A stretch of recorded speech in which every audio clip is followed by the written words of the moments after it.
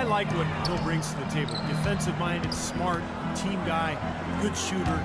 So he's an important player for this club. Shot by Zeller, no good. Indiana leading by 14. Stuckey kicks to Hill. The three. Again, missing Hill.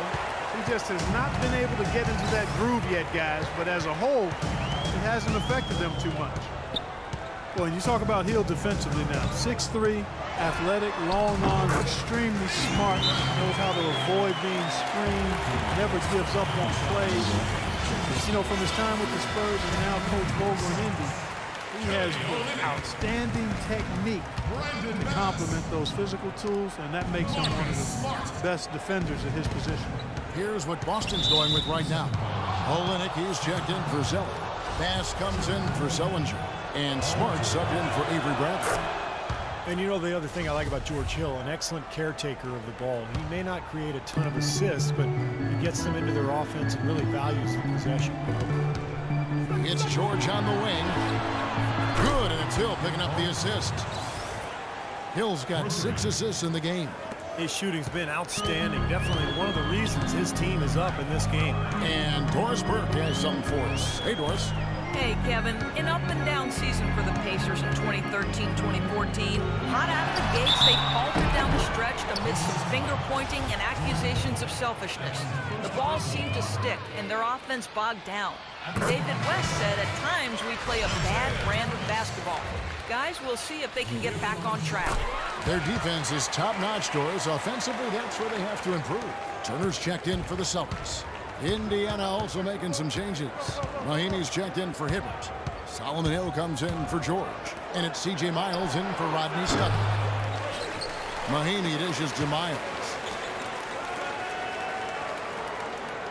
Outside Hill. And Kelly Olynyk is going to pick up the foul. That is his first foul of the game.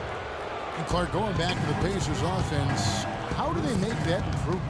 Well, you know, we saw it back in the finals, Kevin. Great passing is the key to outstanding offense, whether it's bringing in more playmaking or making it a focus. They've got to find a way to get the ball moving, and I really think it comes back to guys being willing to get rid of the ball quickly and know that it'll find them if they get open again. Bank shot, no good. And the rebounding numbers don't actually tell the whole story. I mean, they're barely ahead in that category, but when they've needed them, they've gotten them. They've really battled hard. It's their work on the glass, Steve, that's prevented any kind of momentum swing. Boy, they've gone on this run, and ball movement has been a big key. Yeah, they have the defense on the run right now because every pass seems to have a purpose. They're getting great movement, great spacing, and they're really lining them up defensively. And it's going to be out of bounds. The Pacers will take it. Well, why don't we look at some of the numbers here for Evan Turner, how he performed last season. Last year averaged 14 points a game, 5 rebounds, and 3 assists.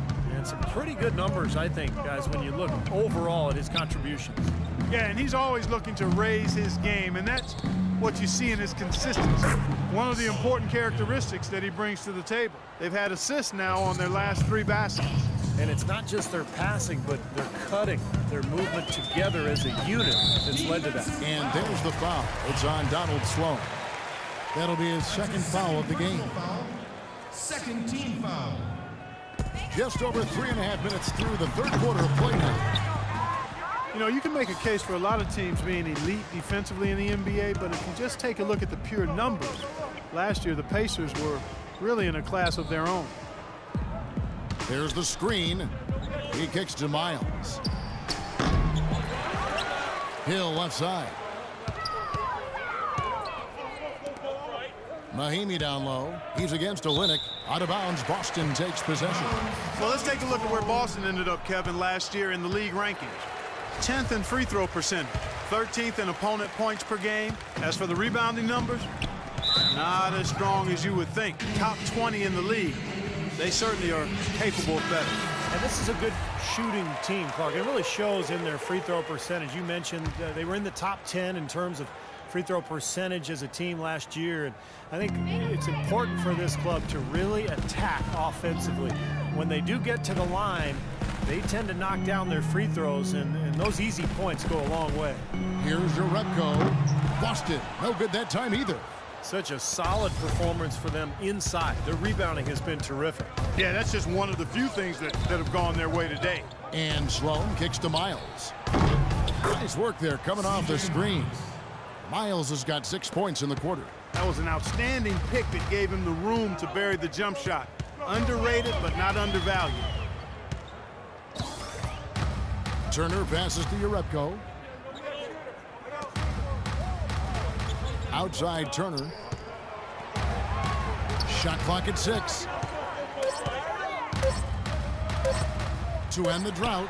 That one a little long. Great defensive anticipation there to challenge that shooter. Turner with the steal. And up the court come the Celtics on the break.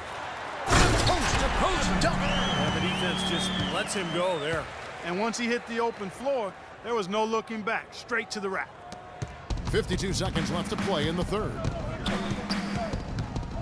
Scola, a screen on Turner. Here's Sloan. And again, it's Indiana converting. That's 10 straight points now coming in that mid-range jump shot area, guys. Yeah, it is. And they're picking their spots and finding holes in the middle of that defense to get those shots off. And I think that's very good discipline they're showing us here. 32 seconds left in the third. Pass to Scola to the wing right side. And that one hits back iron. Now you can see why the defense is willing to let him take that shot. That's really not his range. Smart dishes to Bass. 11 seconds left in the third. And that's out of bounds. Boston will retain possession. That was an awfully risky pass, guys. Lucky it didn't wind up as a steal. Well, it nearly did wind up as a steal, but no harm done in the end. They hang on to possession. 3 on the clock. Here's Thomas. Off the mark with the outside fadeaway. And as we conclude the third quarter, pretty much a blowout. It's been a one-sided affair.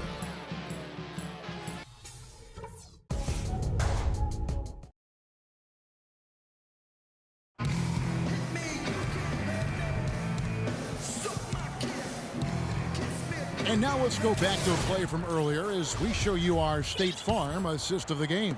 Well, this had to be the choice. It was an absolutely sensational feed, putting him way up there above the rim so that only his teammate could catch it. And not only does he do it, but he powers it down from there. Yeah, the timing of these plays are just phenomenal. No question. And a look at the 5 for the Pacers to start the fourth quarter.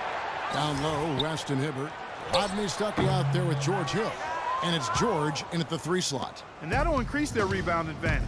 They've definitely been winning that battle on the boards. Well, the main thing is they haven't allowed many second chance opportunities. And that is always going to allow you to maintain your lead. And then Hibbert with the dunk. Love the interior passing. He knew exactly where to go with that ball. And for the Celtics, they're shooting 39% from the floor. Not their best. Sullinger with a screen for Thomas. Here's Crowder. The basket drops, and he gets fouled on the shot. One free throw coming his way. Another bucket in the paint. That's something they just have not been able to stop today. I think it's time to make some adjustments defensively, Clark. I mean, what they've got going right now is not getting it done. Outside, George. And again, it's Indiana converting. Well, he's clearly feeling it, Clark, coming off that fantastic game last time out. Thomas up top. He's guarded by Hill. Bradley a screen on Hill. And Thomas, here we go. He used that pick just right. How about that? Gets it off right in the face of the big fella. Quick release. And operating on the perimeter like that negates some of the height disadvantage, too. Pacers leading by 19 points. Outside Hill. Outside George. The 3 ball. Stuckey can't get it to go. Last outing for Indiana. They won that game against Washington. Thomas kicks to Crowder. Sullinger against Hibbert. Kept alive. Crowder, the pass to Zeller. Bradley dishes to Crowder. Feeds it to Thomas. Crowder kicks to Thomas. The Celtics working the ball around now. 5 on the clock. Second shot opportunity. No good. Hill with some nice D. He's giving them little to nothing at the offensive end. I can't put it any other way. He dishes it to West. Stuckey against Bradley. Goes up on the wing, and it's Hibbert missing. Can't get a much better look than that, though. Sure can't. Not one you'd expect him to miss there. Thomas passes to Crowder. Thomas dishes to Bradley. Carried from 15 feet out.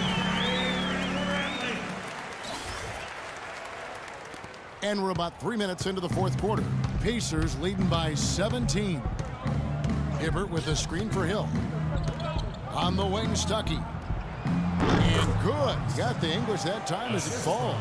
Pretty passing. Timely recognition as to where the open man was. Time called here. The Celtics decide to talk it over. George Hill, an efficient combo guard. He was acquired by the Pacers in a draft day deal back in 2011. That was the Kawhi Leonard trade, with Leonard, of course, going to the Spurs. It's a trade that benefited both sides. Thomas kicks to Sullinger.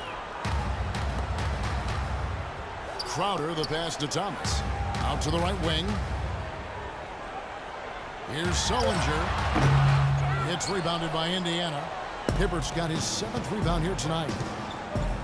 And I know, Clark, that you know Hill well. George, an Indianapolis native, played collegiately at nearby IUPUI. And Kevin, going now in his 4th season with the Pacers, exactly the kind of support starter you want as a contending team. He's rock solid, really defends his position well. It's steady. I'd like to see him be more aggressive in looking for his own offense. Thomas gets a wide open look. Another shot, and Hibbert with the block. But they get it back. Indiana leading by 21. Hibbert with a screen for George. The dish to Hibbert, and Jared Sullinger picks up the foul. You know, we saw some coach turnover heading into the season, but nothing like a year ago when there were 13 changes of NBA coaches. I think that was a record, or if not, it was really close to one. Even winning coaches were getting let go. A lot of new NBA owners are coming in, and in some ways, it is a changing of the guard, quite honestly. Score from down in the low post. It goes. And tack on a few more points to the lead. Why not? I suppose this is an emphatic showing for this club. And, Steve, they did it in style, a beat down the entire way. Here's Turner.